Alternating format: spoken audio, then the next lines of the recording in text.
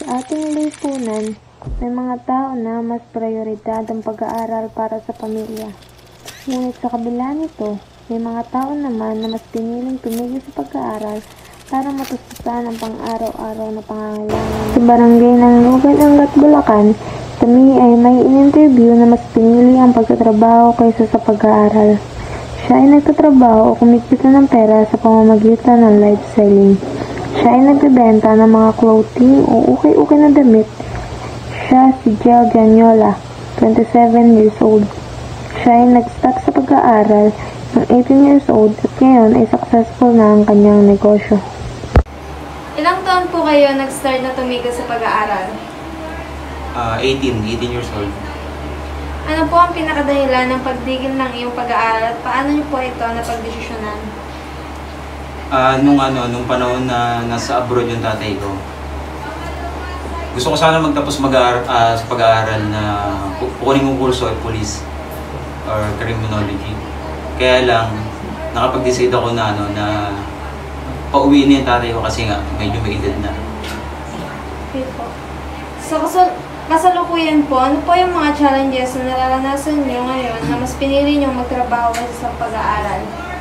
Base sa karanasan ko, mas maganda yung pinag-aralan, kaya lang, syempre sa hirap ng buhay, mas pinili ko magtrabaho. Yung challenge sa akin, yung hindi ka makapag-apply sa mga gusto mo apply na trabaho o kaya yung goal mo na kuning kurso. Yun. Bakit niyo po naisipan na magtrabaho kaysa sa mag-aral? Gusto kong kumita ng sarili kong pera saka makatulong sa magulang.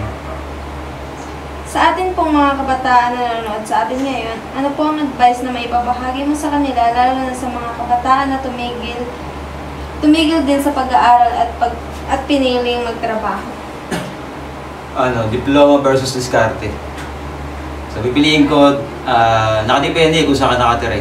Kung nakatira tayo sa Pilipinas, pipiliin natin syempre diploma. Diba? Pero mas maganda yung pasabihin natin diskarte sa diploma. Yun lang. Siya si Rosalie de Guzman, isang taga-Nyugan. Siya ay 31 years old na.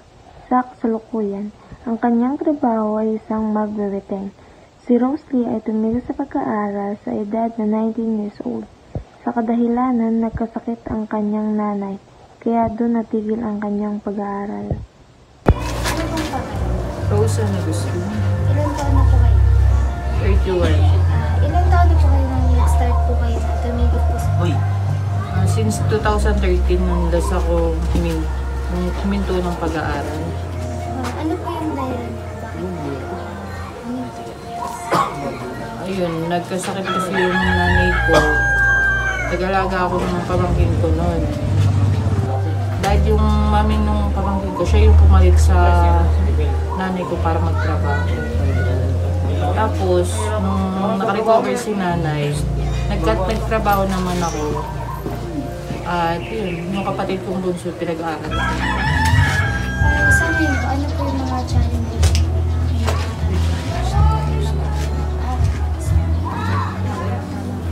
Siyempre, mahirap pa rin yun.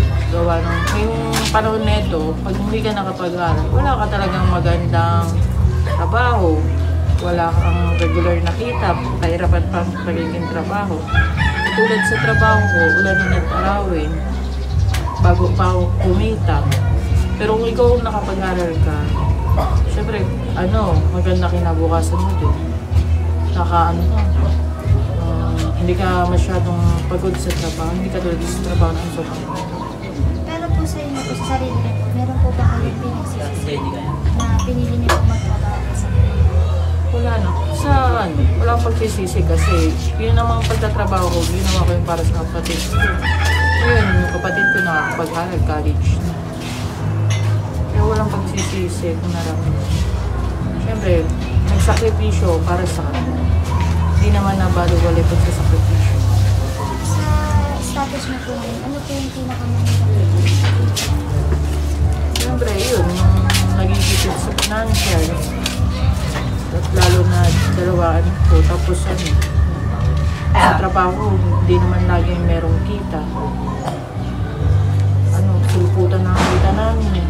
Kaya hirap talaga pag hindi nakapagtapos. Pero kung bibigyan ka po ng chance mo na makapag-aral, ano po sana yung First teacher. Gusto ko pa rin yung first, ano yun, first two. Kaso, siyempre, mas prioritize ko na lang ngayon yung anak ko. Gusto ko siya makatapos ng pag-aaral. Hindi niya maramdaman yung nararamdaman ko ngayon. Siya si Nanay Lilibet Santos. Siya ay isang tumigil din sa pag-aaral. Siya ay 16 years old pa lang nung siya ay tumigil sa pag-aaral. At siya ay isang successful na sa kanilang negosyo ng kanyang anak na si Georgia Nyola. Ano po ang inyong pangalan? Ako si Lilibet J. Santos, Ilang taon po kayo nag-start na tumigil sa pag-aaral? 60 years old. Ano po ang pinakadahilan ng pagtigil ng inyong pag-aaral at paano niyo po ito pinagdesisyonan? Kasi pinag-aral ako nung hipag ng bigo ko eh. May nagkakagusto kasi sa akin eh. Baka daw magkaasawa ako doon. Pinadeport ako doon sa nanay ko. Sa kasalukuyan po, ano po yung mga challenge na nararanasan niyo ngayon na mas pinili niyo magtrabaho kaysa sa pag-aaral? Challenge?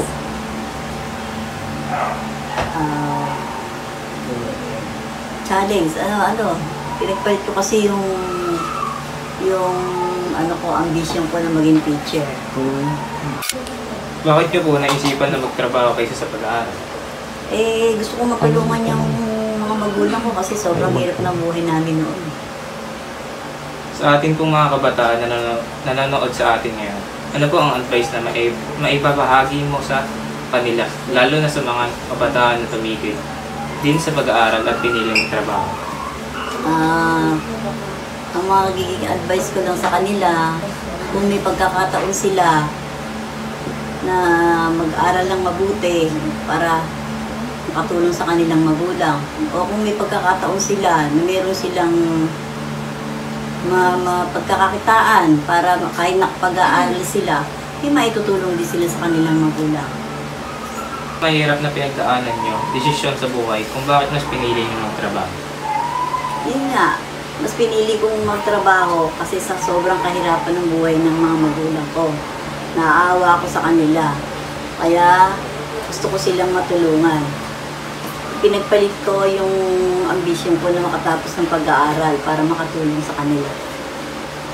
Ilan na po ang kasalukuyan yung anak at paano niyo po ito na itaguyod na kahit hindi kayo nakapagtapos ng pag-aaral? Sa pagsisikap ko, ang naging anak namin ay 4. Ngunit na ang isang anak ko ay namayapa na. At sa pagsisikap namin mag-asawa, kahit siya naghahanap buhay, tinutulungan ko din siya sa abot ng aking makakaya para makatulong sa paghahanap buhay. Kung bibigyan ka ng pagkakataon mag-aral, ano ang pipiliin mong course? Yun nga, yung ambisyon ko na maging isang guro. Kasi bata pa lang ako, inambisyon ko na yun. Ngunit pinagpalit ko yun dahil sobrang kahirapan namin, walang pantustos ang aking mga magulang upang mapag-aaral ako. Kaya ninais kong na maghanap buhay na lang kaysa sa mag-aaral. Sa kasalukuyan po, kamusta po ang pamumuhay mo?